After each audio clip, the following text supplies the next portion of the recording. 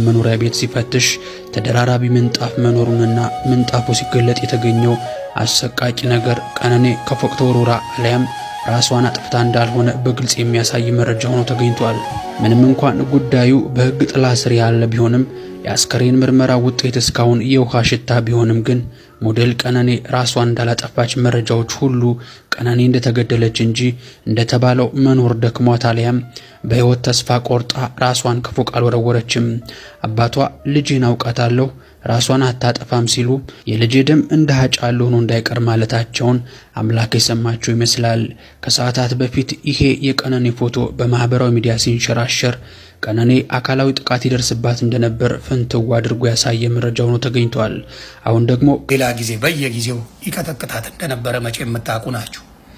ግን እውነታውን ትታችሁ ዮኒ ማኛ ሐቁን ስለተናገረ ለምን ዮኒ ማኛ ትክክል ሆነ ሐቅ ተናገረ ከሱ ተቃራኒ መሆን አለብን ብላችሁ ሌላ ቪዲዮ የሰራችሁ እነ ዳልቻ የምትባል ከብትን ቁርጥ የምትባል መርዘኛ እነሱ የዚችን ምስኪን የዚችን ንጹህ ነፍስ ምን አድርገዋል? ህይወቷን ደብቀውታል።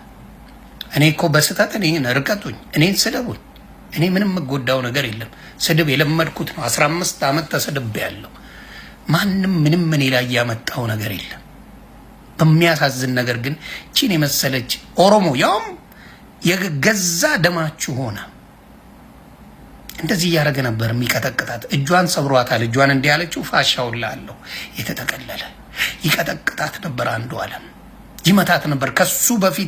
ከሷ በፊት ዴት ያረጋቸው 3 ሴቶች አሉ።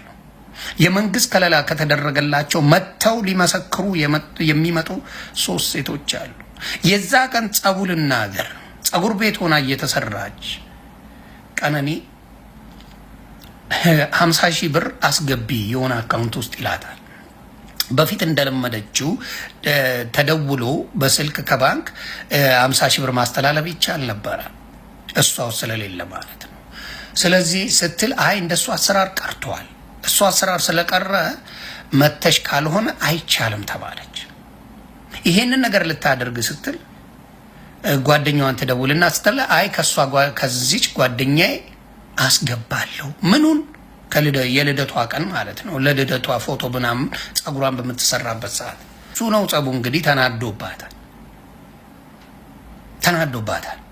ስለተናደደ ያው ጠጥቶ ይመጣል፣ ይደበድባል፣ በትራስ አንፎ አፍኖ ይችን ልጅ ህይወቷን ያጠፋዋል። መቼ ነው የሚበቃው? የሴቶች የህፃናት መደፈር፣ የሴቶች መቀጥቀጥ መቼ ነው የሚበቃው? መቼ ነው የሚቆመው? በዘር በተለያየን እውነታ መደበቅ አለበት? ከዚች መስኪን ህይወት ይልቅ ዮኒ ማኛ መናገሩ አመማቸው አይደለ? ለሲምቦኒ ስጮ ዘሯን መርጬ ነው ጮኩላት እንዴ? ሲምቦኒ እኮ ኦሮሞ ናት አይደል እንዴ? ስለዚህ እውነት ስንናገርኛ ከኦሮሞ ጋር ጠጋ ያለ ዮኒ ማኛ ነው። ኦሮሞውን፣ አማራውን፣ ትግሬውን ማንንም አልወክልም። እኔ ራሴን ወክዬ ነው የምናገረው። ሁሌም ነው የምላችሁ ራሴን ወክዬ የምናገር ሰው ነኝ። ምክንያቱም ሰው አልመረጠኝም። ውክልና የሚሰጠው ሰው ሲል ነው። ሰው ይሄን ይወክላል ብሎ ሲመርጥ ነው። ውክልና ባልተሰጠኝ ቦታ ላይ እኔ እንዲህ ነኝ ብዬ መወከል አልችልም። ስለዚህ የዚችን ልጅ ደም ግን የደበቃችሁ እነ እንቁርቲ እነ ዳልቻ የምትባል አንተ ከርሳ መሀይም፣ እውነቴን ነው የምልህ እግዚአብሔር በቤታችሁ የእሷ ሀዘን ይግባ። ሌላ ምንም በአንተና በእንቁርቲ ቤት እሷ እንደዚህ እየተቀጠቀጠች ስንት መከሯን ምንም ያላረገች ሴት የልደቷ ቀን ጠብቆ በትራስ አፍኖ ህይወቷን አጥፍቷት የቴሌ መረጃ ሙሉ ቢወጣ ምን ያህል ሲያስፈራራት፣ ምን ያህል ሲደበድባት፣ ምን ያህል ባዲሼም ሲያደርጋት እንደነበረ ያወቃችሁ እነራችሁ የምትባል ታውቃለህ። ጉድ ዝም ምን ያልከው ለፈጣሪ ስትል እንኳን አልተናገርክም ይቺን ምስኪን ልጅ። ስለዚህ አሁን የምናገረው በማስረጃ ነው። እኔ ዮኒ ማኛ ምንም እኔ ተናግሬውም አላቅም፣ እሷንም ተናግሬያት አላቅም፣ ቀነኒንም አላቃትም። እሱ በዘፈኑ አውቀዋለሁ። አንድም ቀን ክፉን ተናግሬ እሱን ልጅ አላቅም። ሴት ልጅን ግን እንደሚቀጠቅጥ መረጃዎች ሲወጡ ማስረጃ የገዛ ኦሮሞ ወንድሞችና እህቶች ናቸው መረጃ የሚሰጡ።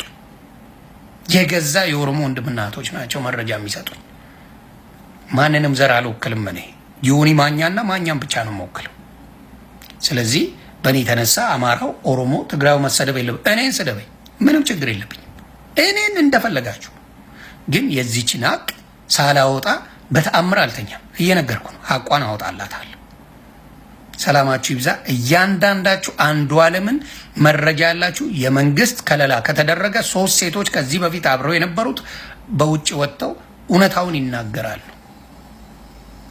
ነፍስሽ በአጸደ ገነት ከደጋጎቹ ጎን ትሁንና እህታችን መኖሪያ ቤት ሲፈትሽ ተደራራቢ ምንጣፍ መኖሩንና ምንጣፉ ሲገለጥ የተገኘው አሰቃቂ ነገር ቀነኔ ከፎቅ ተወርውራ አሊያም ራሷን አጥፍታ እንዳልሆነ በግልጽ የሚያሳይ መረጃ ሆኖ ተገኝቷል። ምንም እንኳን ጉዳዩ በሕግ ጥላ ስር ያለ ቢሆንም የአስከሬን ምርመራ ውጤት እስካሁን የውሃ ሽታ ቢሆንም ግን ሞዴል ቀነኔ ራሷን እንዳላጠፋች መረጃዎች ሁሉ ቀነኔ እንደተገደለች እንጂ እንደተባለው መኖር ደክሟት አሊያም በሕይወት ተስፋ ቆርጣ ራሷን ከፎቅ አልወረወረችም። አባቷ ልጄን አውቃታለሁ ራሷን አታጠፋም ሲሉ የልጄ ደም እንደ ሀጫሉ ሆኖ እንዳይቀር ማለታቸውን አምላክ የሰማቸው ይመስላል። ከሰዓታት በፊት ይሄ የቀነኔ ፎቶ በማህበራዊ ሚዲያ ሲንሸራሸር ቀነኔ አካላዊ ጥቃት ይደርስባት እንደነበር ፍንትው አድርጎ ያሳየ መረጃ ሆኖ ተገኝቷል። አሁን ደግሞ ከዚህም ላቅ ያለ መረጃ እንደገና ጉዳዩን ከማንም በላይ ትኩረት ሰጥቶ ሲከታተል የነበረው በዮኒ ማኛ በኩል ተገኝቷል። በርካቶች እንደተለመደው ለማወዛገብና ለመታወቅ ነው የምታወራው ቢሉትም ግን ሊረሳ ዳርዳር ያለውን የቀነኔን ጉዳይ እናንተ ብትተውት እንኳን እኔ አልተውም በማለት ቀነኔ አካላዊ ጥቃት ደርሶባት ፊቷ በላልዞ የሚያሳየውን ምስል ሳይቀር ለህዝቡ ያጋራው ራሱ ዮኒ ማኛ ነው። ታዲያ ነገሩን ወደ ፖለቲካ አታዙሩት እያለ ሲናገር የነበረው ይሄ ሰው እንደውም ማስረጃ እየላኩልኝ ያሉት የዛው የኦሮሞ ተወላጆች ልጆች ናቸው ብሎ ሲያመሰግናቸውም ተደምጧል። ታዲያ ይሄ ተገኘ የተባለው መረጃም በደም የተለወሰ ምንጣፍ ፖሊሶች አግኝተዋል አረጋግጫለሁ ብሏል። ከራሱ አንደበት ስሙት እስኪ።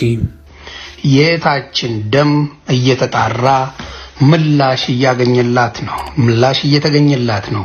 እግዚአብሔር የተመሰገነ ይሁን። የቀነኒ ደም እግዚአብሔር ምላሽ እየሰጠ ነው። ለናንተ ስላልተዋጠላችሁ ልትደባበቁ የሞከራችሁ ሰዎች ትላንትና እንደሚደበድባት የበለዘ ፊቷን አውጥቼ ከፖስተትኩ በኋላ እንደገና ተመልሳችሁ ድምጽ እየሆናችሁ ነው። አመሰግናለሁ።